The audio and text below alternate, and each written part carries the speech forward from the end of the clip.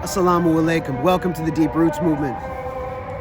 This evening, I'd like us to consider the Muslim Jinn for a moment.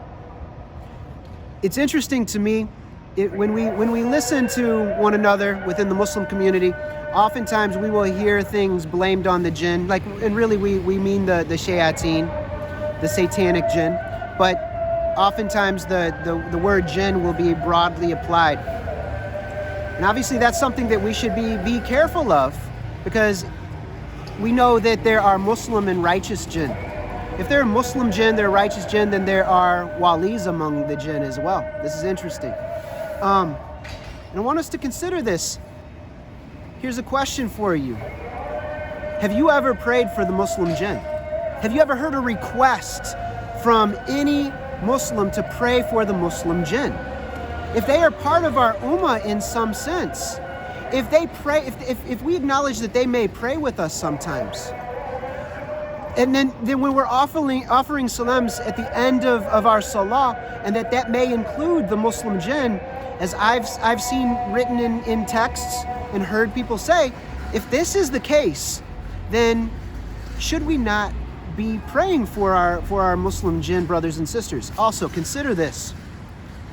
We look back to ancient times. Now, there are the stories, I know in some of the hadith that it mentions that the Jinn, first off, the Jinn, it seems to me that they are a cluster of species and not necessarily just one species, but a cluster that are broadly labeled as Jinn, and we have many different groups within them perhaps.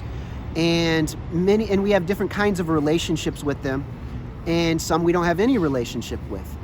But these Jinn supposedly have lived on the earth for a long time, and it suggests in some of the hadith longer than us, maybe 70,000 years or millions, whatever. The point is that they were here long before Adam alayhi salam and his progeny.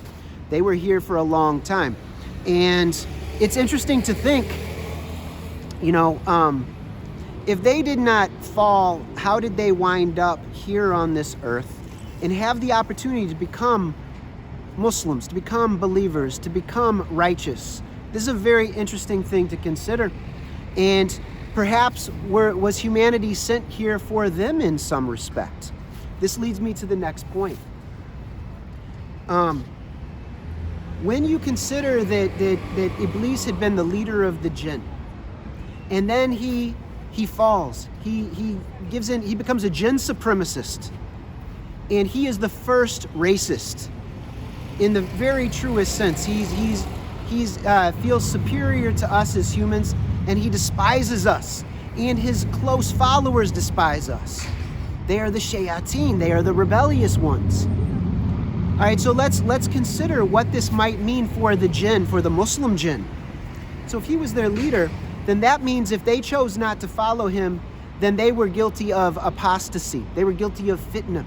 They could be legally targeted by him and his people and be considered traitors if they did something that was beneficial to humanity or they stood against him. So what this means is that it is implied and implicit when we pull the threads of the story together that the Jinn have had a long civil war within their communities, where the Muslim Jinn have been struggling to protect themselves from the Satanic Jinn.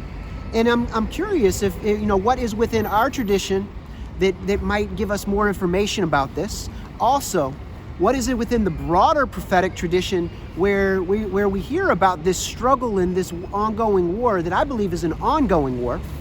And it's also interesting, now we think about the Caliph of the earth. Now Adam is declared Caliph of the earth. So he's the protector and the guardian of all of creation within this earthly realm. Now this is very interesting. And then we have, so he is the Caliph of the earth. And at some point, Isa alayhi salam, when he returns, he'll be the Caliph of the earth. And the Imam, the rightly guided one, peace be upon him, he will be the forerunner, and he will lay the groundwork with his companions for Isa's return. And I will discuss these in future videos, inshallah. But we have this concept of the first Caliph of the earth and then this later Caliph of the earth. And how does that relate to the Muslim Jinn?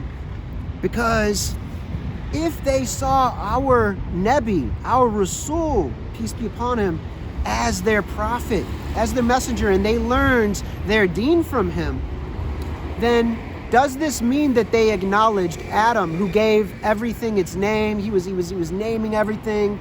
He had this relationship. He was in harmony with all of nature. And then Isa is a second Adam, and he's helping us to return to the garden.